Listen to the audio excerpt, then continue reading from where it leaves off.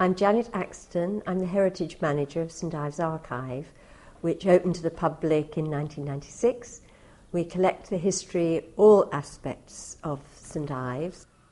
Earlier this year, a visitor contacted us because her mother had worked in a company called Florns, which made clothes in the 1940s and 1950s, and she wanted to know what we knew about it. When we contacted her, we explained that we did know a little bit about the company, and from then on, the whole project mushroomed because she became very interested in all that we had. We discovered that Florns was owned by John Lewis's, and they have the most fantastic archive, and they were able to provide us with information about the people who worked there. We were really pleased that the archivist, Judy Faraday, was able to come down to join us for our workshop, and she brought with her quite a lot of original documents, including fantastic minute books of the meetings of the directors of Florns over the years. And in fact, they sent us a list of all the women in 1958 who were in St Ives working in their factory.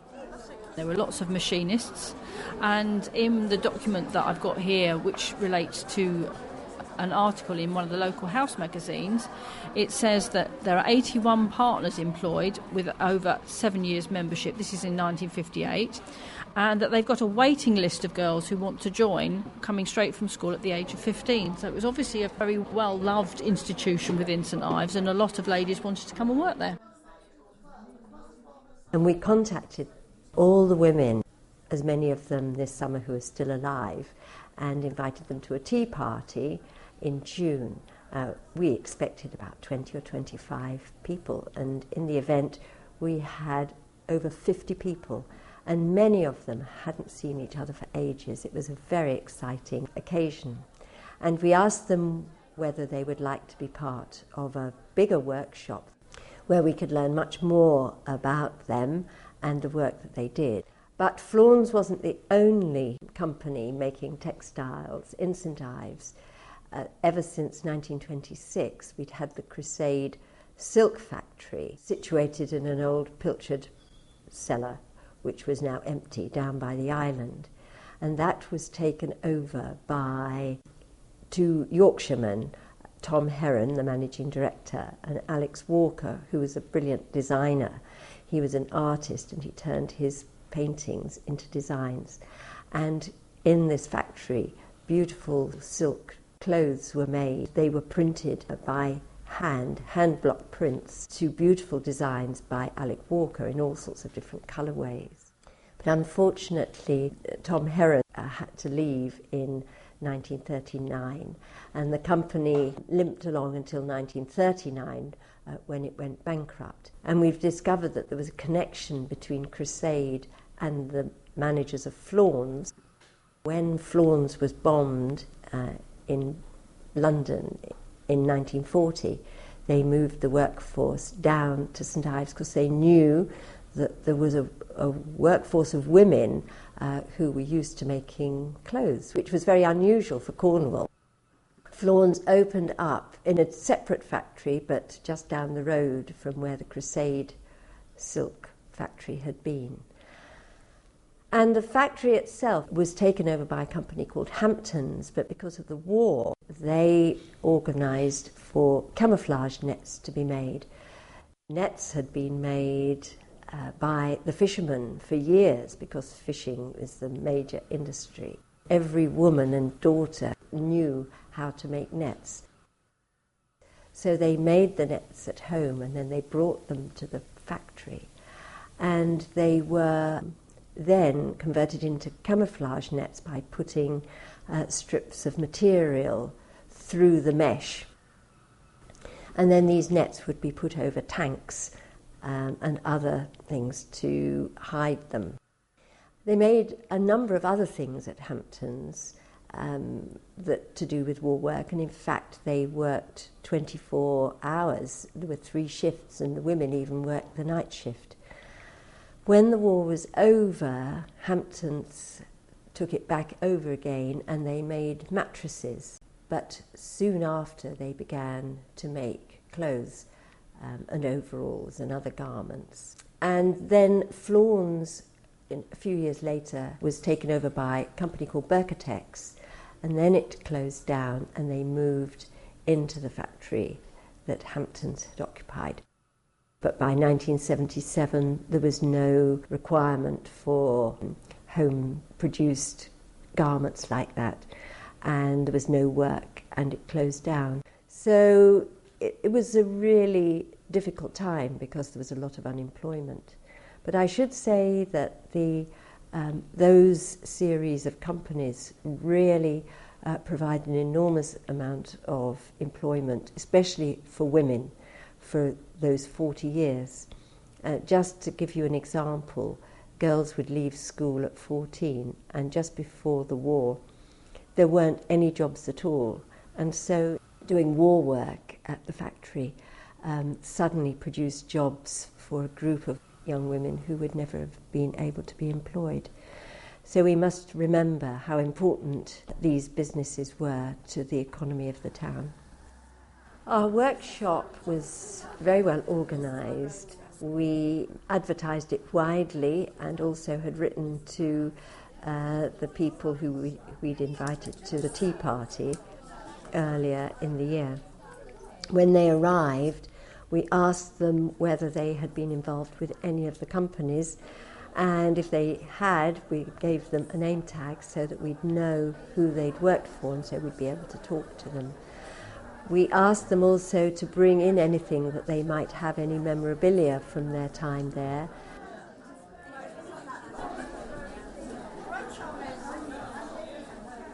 We had some knitting needles, photographs, pieces of material. We did a number of displays, one on Florns, one on Crysede, one on Hampton's factory during wartime. We also did a timeline to show how the different companies interrelated with each other. We had a film show of a lot of photographs from our collection. We also had a slideshow of images of many of the designs, the Crusade designs, which are held at the Penley Gallery and Museum in Penzance. We talked to the women, and also we organised trying to knit a string vest, which was one of the things that was done at Hampton's factory. My name is Mary Quick, and I helped my grandfather when he made nets during the war, mainly by filling the needles, which was a great help because they had to stop making the net if they had to go and fill the needles. So usually the children would fill the needles and then they could carry on.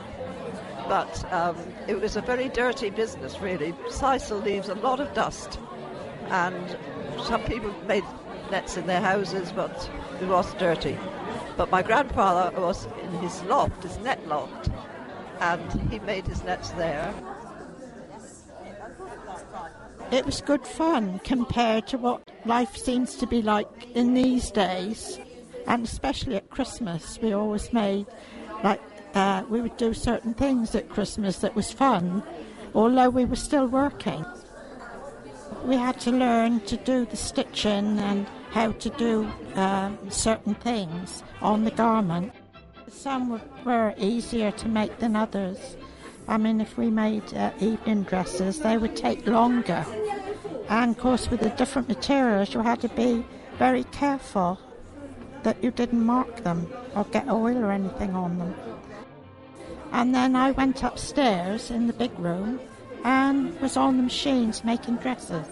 We enjoyed it really because it was different kinds of dresses, complicated and easy ones and all. There was a factory down the bottom of the Portmere, and I went there when I was 14. And I wasn't very happy on the machines. I was up top working. I went downstairs on what we call the finishing end. That is doing the hems, the buttonholes, the plackets, sewing all the prestige, sewing on bows and everything like that. And I loved it. We're very lucky because Jo McIntosh, who's a St Ives designer, is working on the camouflage net. She is collecting together the memories of many of the women that we've been getting over the months. A number of them have been interviewed in advance. And she's going to put their memories onto strips of calico, and these will be woven into the resulting net that's going to be made. Hi, we're the Three Bells. I'm Betty. I'm Gail. I'm Dorothy. And we're going to sing Boogie Woogie Bugle Boy like you've never heard it before. He was a famous champion down from out Chicago way. He had a boogie style that no one else could play. He was a tough man, had his scrap.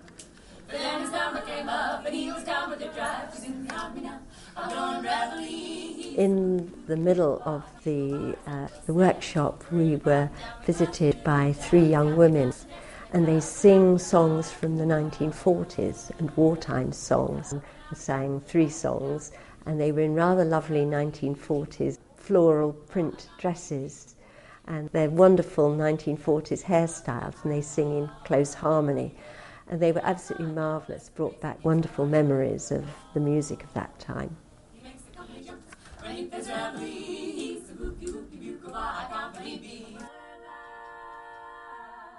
And the interesting thing is that a lot of these women still live in the area, but they don't always keep in contact with each other. And we met a number of them who were meeting up with friends that they hadn't seen for 20, 30, 40 years. So it was a marvellous reunion, and they were able to have tea and marvellous cakes and enjoy the day. And we were overwhelmed with the numbers who turned up. A lot of people think that there is no community anymore in St Ives. We don't believe that at the archive, and this goes to prove that the community is actually very strong. You just need to go out and find it. We had a lovely time. We were all together, and we enjoyed. It wasn't like we worked, but we enjoyed it because we had good company, like a family, my girl. We were just like one family. Really lovely. Lovely.